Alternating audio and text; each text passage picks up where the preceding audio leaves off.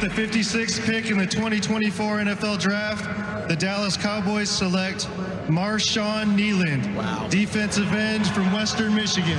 Okay. Marshawn Kneeland, probably the best edge when it comes to pass rushing ability left. Now, Austin Booker from Kansas was a guy that I preferred a little bit over Kneeland. But to get him here, if you wanted to get an edge player, it makes a lot of sense. I mean, this dude ran track in high school. He was an all-conference high jumper. He's a freak athlete. I mean, he's got quickness off the ball. I didn't think he was as highly touted when it came to like first round as some others did. To get him here at 56, I think you're right, Nick. I think this is a best player available on a position where you need more depth here. You just lost Fowler. You just lost Armstrong. Insert Marshawn Kneeland, who I do think needs to get a little bit stronger. I think there's sometimes he can rush himself out of running lanes, which can be a problem for this team already.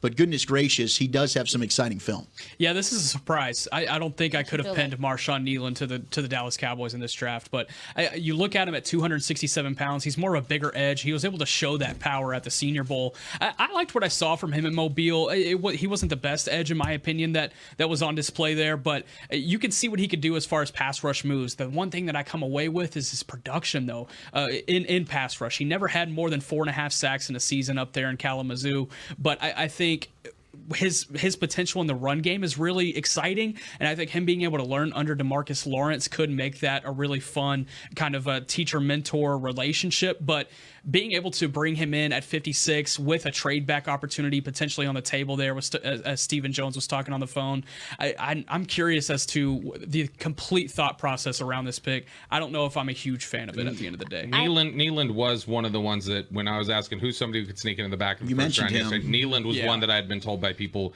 could get in there. And if you talk about they lost 4 defensive linemen, there's been a run on defensive tackles. You're talking about a guy who has really good length, is somebody who is a really effective bull rusher, somebody who's still learning the position. This is a converted tight end. And so this is upside, and this is a guy who, like I said, there were a lot of teams that really liked him as a player, and I think pretty easily, looking at coming into today, I think most teams looked at him as the top pure edge rusher that was left. It makes you wonder how hard they thought about Darius Robinson last night.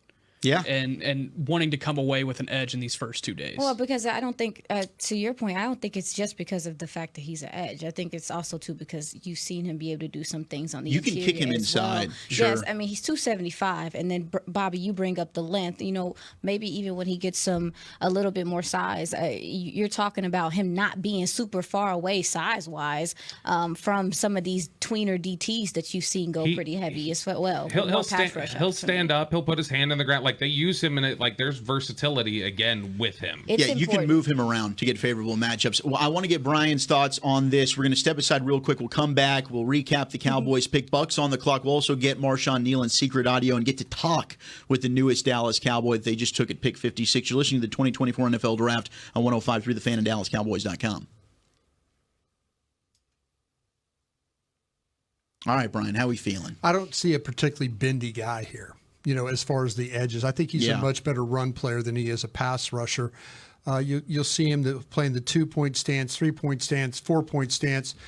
I don't see, you know, he's got a lot of flexibility, and you know, I think there's some limit to how much he can really rush the passer. Where he is very successful is with there's some upper body power, there's some pop to his game.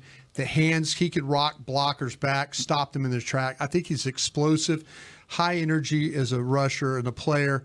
The leverage part, I think, is really good. I think the natural strength to stack the blockers. I just don't think he's the most bendy guy when it comes to attacking the corner. I think there's some stiffness to his game. And so I feel like you're kind of getting a better run defender right now than you're getting like a true edge pass rusher. Well, I mean, we talked about it. It's a lot of this or that with some of these guys. Yeah. And you kind of, to me, you kind of forfeit some of it with the size, because if we would have, like, who did you say you thought was a little Austin higher? Booker. And that's because of the bendiness. I thought Booker could bend more. Someone could feel that way about Isaac as well. Yeah, it's like, Penn State, are these guys stopping the run at a high clip? No, this guy, so that's what take to me. This is what he can do. So, I mean, I don't know if you guys agree or disagree, but I did worry a little bit. I think at times he gets himself out of running lanes. He leaves some gaps open, which we've seen be a problem at times for the Cowboys' defensive line. Yeah, and that's something that I said that he can get caught as a rusher going down the middle of people sometimes as well. He just continues to fight, and I think that's what's helpful for him. But as far as I think he has a decent feel. I see what Nick is mentioning about him being able to grow as a run defender, and I think it is very important. It is extremely underrated. It's hurt you for multiple years now that you do not have an edge opposite of Micah or Tank, and sometimes not even. But Micah. this is where I thought Golston was going to be this guy. And I this get is that. where when I watched Iowa, Brian. yeah, when I watched Iowa tape, I thought this is what Golston was going to be. I see that, but Chauncey Golston has gone through putting on size, taking off size. It's one thing about Kneeland, though, I will say really quickly that initial contact, you see guys' heads pop. Yeah, absolutely. Yeah, I agree with you on that. He's strong there, so we'll see.